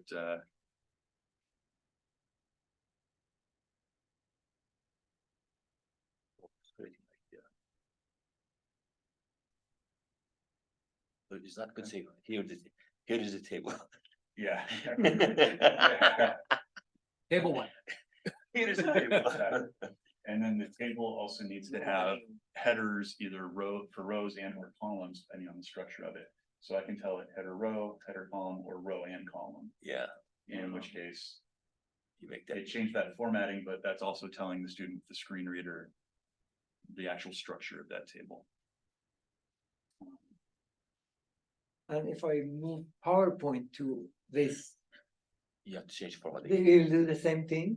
So that's a good point. I'll jump out. I'm gonna go back to the modules page. Someone had mentioned this earlier, that we have a tool called Ally that's built into Canvas. And when we scroll down here, you'll notice, sorry, I'm scrolling fast, but it's way Right down there. here. I've got these little dials, Yeah. and the green dial to the right means it's got good Yeah, very accessibility. The orange dial is telling me, medium, you need to improve that document in Word that I showed you that was really bad at the beginning. It's way over here in the red. It's got low accessibility. So if I click on that dial, it gives me a percentage score and give it a little time to load. It actually tells me what I'm missing. So there's an image without a description. All issues. The document does not have headings. And tables that are missing headers. So that's just one more tool that you can use to help you along the way on that. And unlike the accessibility checker in Word or PowerPoint, you can't make the changes directly in the document, the file that's been uploaded into Canvas. You need to make the changes outside of Canvas, upload the new version, and make sure you're linking to the correct version. Yeah, so- And you want to delete the old version Yeah. because it's gonna keep triggering your accessibility checker because it's still gonna be there. So get rid of all your old files that you're not using anymore that are just tanking your accessibility score. What's our minimum required? Accessibility. There is no minimum, I mean, your courses are required to be accessible. That is the, And we're that gonna is, use that term in You know, if SPUD. it's red, we're okay. 95%. If it's red, but I mean, we have the colors on there, we. the, obviously the, want the colors are, tend to be a point of consternation amongst instructors. They're really just arbitrary colors chosen by Blackboard. They have no meaning. I think it goes green somewhere around like 70-75%. And orange goes as low as like 50-45%. We should strive for somewhere in the green area. Yeah. Yes. Yeah, on the left-hand side of any of your Canvas courses, you're gonna have a link for accessibility report, which will give you at a glance, all of your Canvas pages, all of your uploaded documents. And it even tells you, hey, get started with the easy stuff. Try to raise that score as fast as you can with the really obvious stuff. And it also breaks it down by the specific documents if you want to go there. So it's taking me back to that Word document again. So, okay, so we went a little off script. Where do you want to go next? Let's go to why not use PDFs first. Okay, so I'm talking to you. You're gonna hate me. Other than why not use PDF, what else, what are the, I have a next slide that says if you must use PDFs, so that's the. But the what else is use the original source format before you convert something into a PDF. Very rarely do you author a document in PDF, right? You create something, you save it as a PDF, you print it to PDF. Use your original document format. It's virtually guaranteed to be more accessible. Okay. So go back to the previous one. Okay. You stated the reasons why you like PDFs, right? They're compatible across multiple operating systems, the document security, it looks the same no matter who opens it on what device. That can be good or bad. If you open up a PDF on a really small screen, you're gonna have to really enlarge it and then scroll back and forth and back and forth. And that's what a person with a visual disability might do. If that was in Microsoft Word format, it would reflow, you could increase the font and view it just fine. You lose that reflowability in a PDF that you would have with the original source document. PDFs are also they're just collections of, a point on a page with something in it. It doesn't have any contextual structure to it. It doesn't have metadata behind it. It doesn't have anything that's going to cue the screen reader what to read, when, and what it's reading. And because it doesn't have that semantic structure, to make a PDF accessible, you have to go back after you create the PDF and add all that semantic structure back in, tag everything, redo lots of things that you might have already done in the original source document. It's great for displaying things. It's not great for accessibility. And, if you can avoid it, I would do so. If you have to use a PDF, start with an accessible source document.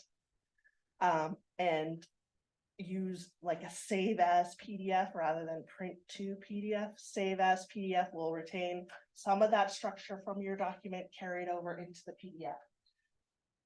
Get your source document as accessible as you can before you convert it. So what if we're not the author of the document, but we use this as reference, like it's a data sheet or something like that? I mean, I'm not gonna recreate that. I don't own the rights of that. Right.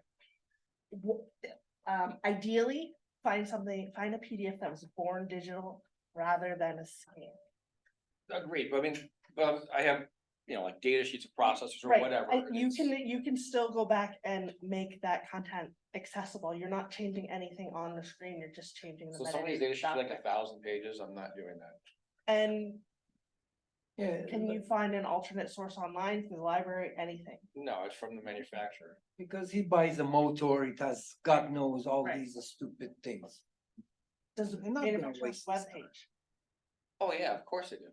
do they have it on their web? Yes. Point them there. So you don't provide you just Keep it. provide the link to the reference and hopefully That's the their link doesn't die. Yeah, Because then the link can die because they've changed things.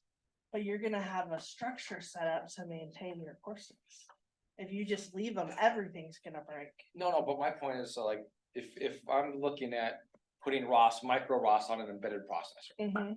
And to be complete, I should have that PDF of the resources of that processor. Or a link to the page with those. But the problem is my link can easily break because manufacturers are constantly changing web pages. And that's be my worry. Then we have to go through and babysit that link. That's why it's better to be self-contained at that point, because it's all, at that point, we have to change videos and everything else. That would be good. So I would say it should be self-contained, not Okay, externally, but then So- how do we manage the other aspect? We're not, I mean, it's not our IP. you make sure it has optical character recognition, so when you take your cursor and you try to select stuff on screen, make sure it's not just giving you a block that's copying the image, make sure it's selecting the actual text within it. Use the read aloud function in Adobe to read it aloud. Run auto tagging on it, run the accessibility I checker would on it. actually add, we've had some success in the past in reaching out to the manufacturer saying, this is not accessible. I'd like to use it, but it needs to be accessible. And by the way, you could be opening yourself up to a lawsuit. And they might jump on it pretty We are quick. not selling it to I just you. don't know if ST is gonna really care about some professor calculator. Just saying. It's buying in China, they don't care. So, yeah, check it, make sure. Definitely do not put an image PDF up. No, it wouldn't be image only, it would be the data sheets from the processors where you Mhm. wanna, you talk about the IO, there's all these resources that they would provide that have to be linked to if you're gonna do like, say, a micro ROS or whatever it is. Right. But again, I'm not gonna, that's their data sheet, it's just a third party reference at that point. Right, but if it's in, I mean, you're not cheating, you can add accessibility, there is a copyright exception for accessibility to make things accessible. So you're not gonna get in trouble for changing the metadata of a document to make it. No, it's more the quantity more than even the, Right. it's, there's so much work to do that, I would Right, link so it in and that say, I case- didn't punt it. at Yeah, in that point. case, Just you put the run the link. auto tag and let it be. And then we have to maintain it and change the links if things change. Put the link and say, here is a sample. File. Are you done? I wanna. Almost done. I Okay, put go a ahead. link I'm gonna ask a to- question. LinkedIn Learning, they're creating accessible PDFs for us. LinkedIn Learning has a lot of resources in addition to some of the resources we'll provide later. Just taking a glance at that LinkedIn Learning course will give you an idea of how intricate PDF accessibility is, and you really need to be an expert to do it well. I've taken, days-long courses on it, and I'm still not an expert, and it's still incredibly challenging. $20 an hour, we can afford. Yeah, $20 an hour is not gonna get me. It's a part of your responsibility. That's how much is the grant Question. allocated? I like PDF because it looks what it was kind of come out, okay? Sometimes you use Microsoft Word, students doesn't have it. With the Google Docs, something different. If you are right, why text would give you PDF, not Microsoft Word file, or IEEE digital That library, is why for they, document security. They don't want you changing it. They that's the don't same thing we have to do. When we give the file to students, I don't So want put them it on change a- and say, put this it is mine on now. A web page. Put it on. But they can copy paste. The other one, I like, I mean, even PDF, they can save as a Microsoft Word file directly. But you're putting it out there in public anyways. Either you want to put it out in public or you don't. But how about digital Nothing libraries? is I mean, going have to it, be everything is secure. in PDF file, right? If it is not accessible, why they give it? Nobody complain about it. IEEE has digital libraries, right? Everything is PDF there, right? Yeah. Why not Microsoft Word? They can save file, you cannot change either, Microsoft Word. When Can you you? also Can you like- lock the file? When you download a journal paper, everything is Everything is PDF. PDF. Also, if you don't use Microsoft Word, for whatever reason, you use LaTeX. LaTeX, you're gonna PDF. Then it only gives. LaTeX, PDF. so you go to the equations now. What? What? LaTeX? Yeah, that's why. Oh, from cafe, we are going. LaTeX, That's why she didn't have an equation, I guess, LaTeX, that's why. Oh, Like- Okay. LaTeX. LaTeX. How do you say that? I hear LaTeX. Alright, LaTeX. I don't know. All right, I thought we were talking about flavor of coffee or something. okay, we did a lot of, Coffee is. we did a lot of talking about accessibility and we all recognize that equations are going to be a part of what you do. And accessibility is tricky. Oh, boy. Yeah. At the absolute bare minimum, we were talking about image with an alt text description. And when you're doing equations, Which is, we have a lot. right? You're writing the alt text as if the person can't see the equation. Wow. So you're really writing out a verbal description of the symbols, the letters, Yes. everything. You're not saying this is an integral from so-and-so to so-and-so, blah, blah, blah. You're not giving the mathematic spoken equation. You're giving the grammatical character by character spoken definition. So that's the bare minimum, right? The image with the alt text. A better practice is to have actual accessible math content. We talked a little about Equatio. There's a tool now called MathPix. There are lots of tools like that that you can use to digitize handwritten or digital, convert it to LaTeX, convert it to alt text, convert it to Yeah. MathML, convert it to such and such, and build your content using that. Use the Canvas equation editor to display equations in Canvas. Yeah, what about the equation editor in Microsoft? Equation editor in Microsoft is They don't like it. not fully accessible. It is not They're encoded. not. So the I like PowerPoint, Med type is better than, so the that's PowerPoint. That's that why I'm they use using- MathType. I know what Med type, if you change the license, you cannot access the previous one, there's a problem there. Microsoft Word doesn't have a problem. Right, no, because they're using a non, They're all, But everything else of them is I can now, open my old file anymore, Med type. but everything that's in my PowerPoint slide now, how do I how do I access my equation that I have in PowerPoint that I'm talking about? You have to, I license, have a link to, you screenshot it in MathPix and convert it to a different format. yeah, It does. Med picks now is, does that, But right? you want to show it in Take a PowerPoint. picture and. how do you show PowerPoint? Snip, use screenshot. And show it in Yeah, show PowerPoint, it has to be, I'll show you. All right, I don't use Med. Becomes an image. I need No, no, that. come it All of- becomes an image, but you converting, can use the math type to. Yeah. Yeah. You So- just have to have it, you have to have all the things set up in the right encoding of the thing. yes. Like in general, if I wanna follow the best practice, The best showing math in my Canvas pages, I will use Canvas too. But then I wanna be able You to can show move it things Canvas around easier. between PowerPoint and Equation. Canvas and Word and everything. What's the best practice? Do I first go to MathPix, write an equation there? You wanna show the HTML? I think wanna show that's this- a whole, that's a whole separate endeavor. Because I think all of our contents are gonna have a lot of equations in Go that. to I would edit build file, I them mean, you can edit file, you can. In HTML Uh-huh. with MathML encoding. And we can put that into a PowerPoint slide? Yeah, it will transfer. You may have to use an intermediary tool. I need my PowerPoint comes directly. It's been on. I never use it, I use equation, it's done license now. I think if we all follow the same. It's an image. Beautiful. If you use the image and explain, it's okay? No, still not.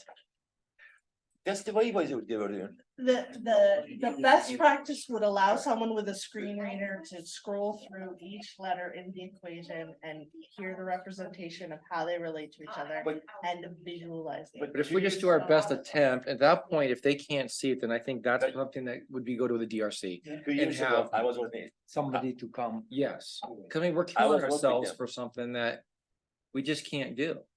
I changed all So my in equation my to image. so many years here, I had only one student. have somebody accompanied and taking notes, Yeah. Let me tell you my story. which is good. 2 years ago, when I did this one here, I changed all my equation to image, put their image, then I use the equation to make description of that one, alternative text right there. You, That's the way. You all it's text an accessible. image. But again, I cannot change later anymore. Nope. I have to rewrite the equation. If I want to change one character, And then I have to rewrite the What did you use to write an image, the equation? Yeah, not accessible. That's my problem. right? No, no, but what did you use? You just like used PowerPoint or Word, wrote the I'm gonna equation write out? the equation. I'm gonna use Did the he math just- type or the other equation. But I write the equation, take the screenshot, And then crop and replace it with the edit, image. Then I put the alternative text of the image. and it's not consistent in That's the presentation. one either. alternative. I mean, that's why it's accessible. It doesn't make sense to me, but it's accessible that way, I think. But the formatting is gonna be variable too, because you're, And also image quality is changing, That's you it, know, yeah. it's a problem. But that's No the way they say consistency. accessible. okay, what else is there? More? Okay. Please? Yeah, video. I think video is gonna be key. Let's see for- video. Yeah. That's what we're gonna do video anyway. He asked that question in the beginning. Let's see video. All right, so accessible video, auto-generated captions. good enough for me. Can you hand me this? As you can see here, we have a picture of two men dressed up in their Christmas sweater vests. Looks like they're singing, and the captions say, read off the rent those reindeer. Anyone have a guess maybe what that should say? Sounds like they're reading about some rental agreement with reindeer. I don't know. What was behind it after? Oh. Yeah, They're talking about where they're gonna live next year. I don't know. right, like, if you Look have at auto-generated red nose, it captions says that red- aren't red- corrected. This is the quality of learning that your students might have. They may understand. Or you just have have to to speak. No, because they can't, if they can't hear and they haven't grown up hearing, they may not realize that those words sound the same as Rudolph the Red-Nosed Reindeer. That's, you can't assume that they can infer the correct word based on the auto caption if they have never. articulate clearly. Auto captions can get even What was it worse than supposed this. I've seen much worse than this.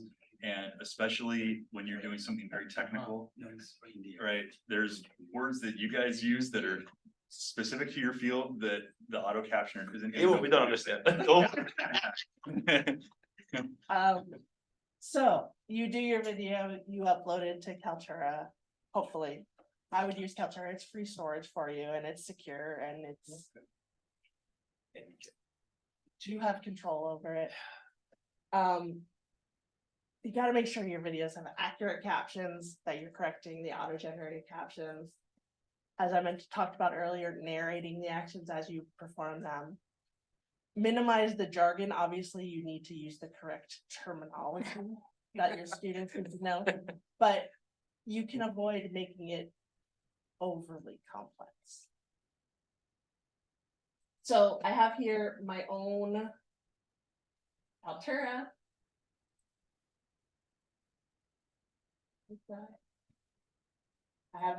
I just picked one of my videos at random. You come in, we talked about pairing them. Edit.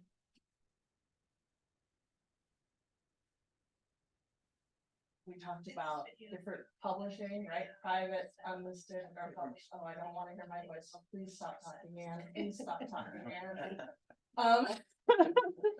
Like this old. Right, so this is where you control it. If you're gonna only embed it in a Canvas course, you can leave it at private, use the Kaltura plugin in Canvas. And it'll be very secure and only your students. The can see private it. means only Calpol Private means only you, and and The if you student. use the Kaltura plugin in Canvas to link it in your course, your students will be able to see it and you can leave it on private. Right, because it would be through Cal Poly Canvas, which would by default be Cal Poly only. Unlisted, if you give them a link, they could see it. Public, Or embedded. On list also. I don't think they'll do published. Here, you have only certain. YouTube does the same thing too. The other thing that I really wanted to demonstrate is captions. Like, if I go to edit captions. it brings up a captions editor. You can play your video, see the captions as you go along, or you don't even have to play your video. You can skim through here, make sure that everything. And you is can modify correct, there too, right? and you can just click in here and edit. Does it give you a text file with time signature so we can Show thanks. give it to ChatGPT for typos? Or any, Yes, you can download the SRT file. That was. okay, Yes. that's, I think, makes it really fast. One other suggestion with video, is a matter of chunking. 4 or 5 minute videos is preferable to 1 20-minute video. Mhm. So if you can break up your Sure. lecture into pieces and then Chapter it. chapter it basically, that also makes it easier for the students like to sections search of through the the- content when they want to review that one piece, they don't have to go scrubbing through the video to find where it was. And if your content may change, you're in much better shape if you're Well, if you're Fix editing a that 2-minute snippet versus a 20-minute video. And they don't wanna watch it for the 10 minutes anyway. Exactly. So, 10-minute Richard just chapters. mentioned downloading the SRT file. If you're in your edit captions mode, under actions, you can download here your SRT file. You can edit your captions. And when you Upload download the it, you new can file. modify then upload again, right? Yep, exactly. Does you guys know if the Adobe tool suite that we have access to, does it also auto caption for us? If you're in Adobe Premiere, Yeah. I believe it does have an auto caption feature. You still would need to check it for accuracy. Sure, but I remember having something, I know I'm using Adobe Premiere that we have access to. Yeah, I personally have never used that tool, but I know like Media Vision can give you a better answer on that. I'm pretty sure they use that as well. Because it's a very powerful tool that we have, and for free, I mean, it's ridiculous. If you know how to use it. It's not, Not easy. Right, or watch their videos, they'll teach what. if you're doing your recordings on cloud, or sorry, Zoom recording to cloud, they'll automatically show up in Kaltura. If you're doing Zoom recording to your device, they'll convert on your device. You could upload it to Camtasia, edit it first, and then upload your edited video to Kaltura. That might be a better pathway because we still don't have the delete option available in Kaltura. You can replace media though. You can, that is true, you can replace media, but if you're doing cloud recordings for everything, then you end up with. You said media, how you can modify the file? If you're gonna cut something, can you cut it right there? You can, it's most easy to trim. It just trims and Yeah, that online editor is kind of clunky. It's very quickly, you can't add in, you can't splice in any other content, you can only cut from the end. Well, we don't have to use Camtasia. I mean, you can use Adobe Premiere and set a source as a desktop. and we have access to that. Camtasia, you can do that. It's the I best. think. But Camtasia, the problem is I tried Camtasia, Adobe Premiere, and another video tool when I was back in the COVID days. And I was doing all my stuff in there. Camtasia was just awkward compared to the other ones. Having them built Easy to in. make and files are getting so small then. I Adobe. mean, right now I'm just using Zoom when I'm lazy and I have to just get something done real quick. But if you're gonna cut you know, something there, you're For gonna. this kind of video production, which is really what we're talking about. Yeah. That Adobe Premiere is a really good way to go. Really? Guys, I tried. He gave me a file, said, make video, that said, change the first title. Yes, Then I have to come Camtasia, cut the first title, then modify a file. But Adobe I mean, Premiere is it's just it's gonna be changed again. but you're right, no, I don't think- Camtasia, you can't do that. No, I have to put So the here- Department of Education You there. can't change the title in Camtasia. Yeah, I changed. but, it. Yeah. but, I changed the video, not the audio. but that's the point I'm getting at, so if we use Adobe I Premiere, changed it's it easy. first. we just put the slide on that has all the stuff, we give it a 10-second. And then we do, or whatever we're gonna do, and we can have all the different tracks on there with the audio, video, blah, blah, blah, I mean, it's. We're gonna learn. a lot. Wonderful. So, Media Vision would be a great resource to help you We don't know. decide how to manage your video project. They're gonna quit right away because after this one question. yeah, you're gonna go tell them they're not gonna come here. $20? That's not enough. That's why I use voice over PowerPoint. Then I just need to delete the first cover page, then I finish almost everything. Yeah, I'll send you Voice the over PowerPoint. PowerPoint, and then Voice it gives you over. a video. Yeah. I will voice send over you the PowerPoint. right. So I delete the first page and I record the first slide. And then I convert the whole thing That's and spin more through it. Practical. Otherwise I will have to cut and record and cut. That's why I do not use Camtasia. I No. hated it. Don't use Camtasia, I don't know. Your old video Uh, and. so I use voice over PowerPoint. with- I do not take my video. I You don't take make video, show my just make video. PowerPoint. Yes, PowerPoint can but I actually don't show it. record your That's audio to and then Yeah, export but a video is it- file. Yeah. Or can it save as a video file there? Yeah. Okay. But it only works with PowerPoint, so if you have to go to a different tool, No, You gotta can look. save as it. it doesn't screen capture, it only screen capture The only thing- PowerPoint. But video, not. I, So for example, if I'm doing like Linux, I have these Linux windows, You have several. I gotta have, exactly, can't find a solution for that. It does give you a video which to, I know is I've I'm done gonna have, it, so. I'm gives gonna you a have video to out, discuss that. it just takes a lot of time. MP3. So you want to Okay. reach MP3. Yeah, Like, yeah, Mine is a some little, sort of video, mine is different, I'll tell you later. yeah. Or if you run a MATLAB, you can't do it.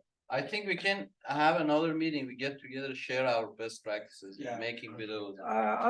well, if you guys, are you guys done? We're done. I Yeah. just, we can give you these slides. Yeah, we're gonna. I made them, made sure they were accessible last night. Thank So that you. we could share them. We already captured you on the Zoom, right? Yes. Am I correct? Yeah, so we can stop the share. Yeah, you recording can if you'd like. stop recording and you are gonna be everywhere, I guess. You know, stop recording Maybe just somewhere. really Share. quickly, where's my? Sharing up. You're on. No, you're I'm gonna sharing. share this one real quick. Just for the benefit of the recording, we do have accessible video resources for cafes, quick start tutorials, media vision that I really think you need to consult with. Yeah. Directions to the streaming service, and then some additional accessibility resources. WebAIM has a lot of great resources for both web pages and document accessibility. Can you please go to the first, back. like, real quick? Can we just send us the slides and? We're gonna see the slides. You're all taking like, Do we have a quiz? That's fine.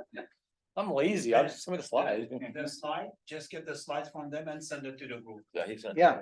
Yes, yes, And yeah. then we're working on SharePoint, And right? remember, we're gonna have a OneDrive or something.